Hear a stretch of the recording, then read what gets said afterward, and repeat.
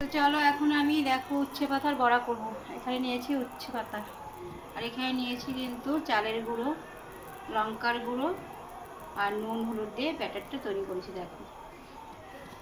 তো চলো দেখো আমি এখানে 3টে করে উচ্ছে পাতা নিয়েছি।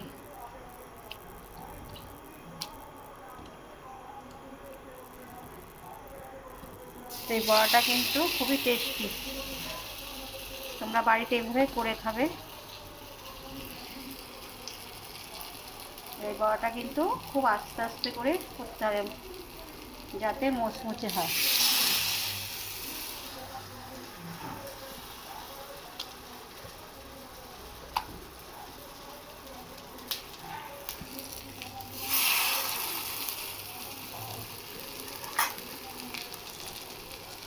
তো আমার উচ্ছে পাতার বড়া যদি ভালো লাগে অবশ্যই লাইক কমেন্ট আর যেটা করতে হয় ফলো।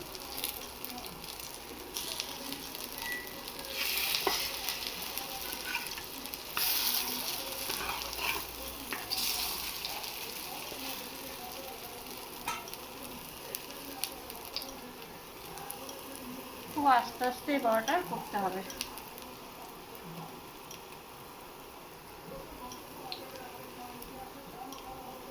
বাই।